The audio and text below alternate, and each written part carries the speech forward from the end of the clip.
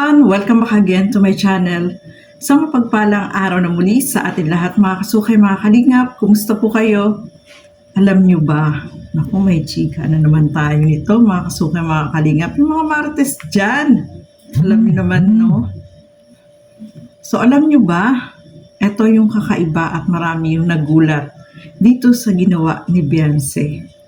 Ano kaya yung ginawa ni Beyonce mga kasukay, mga kalingap, na ikinagulat nyo? At ito din yung first time na yung pag-travel nila, itong Team Kalingap ay merong bodyguard. Lalo na si Beyonce. Inalalayan siya ng bodyguard. O diba? Grabe na ito mga kasukay, mga kalingap. Kakaiba ito. First time na nangyari ito. At first time din, itong ginawa ni Beyonce na ikinagulat ng lahat. At sobrang natuwa po sila dito sa nakitang ginawa ni Beyonce. Alam niyo po ba kung ano yung ginawa ni Beyonce? Panoorin niyo po yung video na ito at lagi po natin supportahan, syempre, Bal Santos Matubang, Kalingap Rob, Ate Edna Vlogs. Support po natin Kalingap Edu.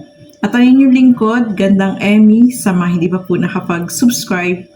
Please subscribe and please hit the notification bell para lagi po kayong updated sa aking mga ina-upload na mga reaction video. So eto, gusto niyo na po bang malaman? Panoorin po natin ang video na ito.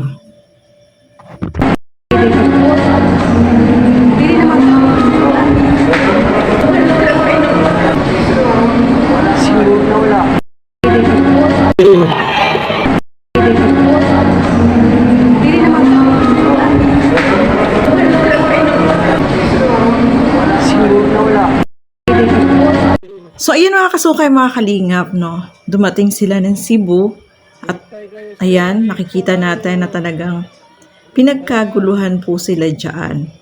At isa pa, kung napansin nyo, merong bodyguard itong si Beyonce. So first time ito, kita nyo naman po, napaka ng init ng pagtanggap ng mga taga Cebu dito sa kanila, no? Sa kanilang pagdating. At talagang inaabangan po sila mga kasukay, mga kalingap. Kaya naman, sobrang saya po nila. Makikita nyo po yung ngiti sa kanyang sa mga labi nila. At ayan, yung ginawa ni Beyonce, nagmano siya doon sa mga nandoon na mga supporter, no? Grabe. First time na ginawa yan, no? Siya lang yung kakaiba sa mga sikat. Sabi nila, hindi daw sikat si Beyonce. Pero para sa akin, sikat siya at maraming nagmamahal, no? Napaka down to earth kasi mapapansin mo, nag-bless siya dun sa mga nandoon.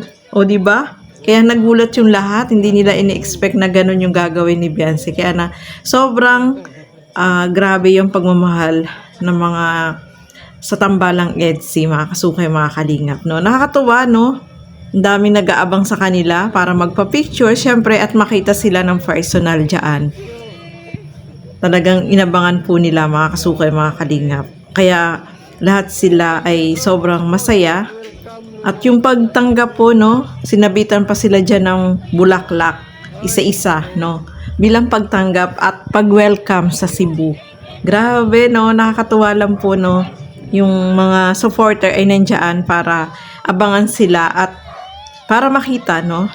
Andiyan si Kalingap Rob na tuwan-tuwa din. Sobrang saya ni Kalingap Rob. At syempre, madami din yung nagpa-picture dito sa kanya. Ayan, si Kuya David, nandiyan din po. Si Ryan. Si Jack, no? Lahat sila. Si Ate Nelia. Ayan, yung tambalang EDSI. Mga kasukay, mga kalingap. Sobrang mainit yung pagtanggap sa kanila. Nakakatuwa lang po na makita natin na sobrang saya po nila. Yung Cedros, nandiyan din po mga kasukay, mga kalingap. At talagang yung pagdating pa lang ay pinagkakaguluhan na sila. O diba?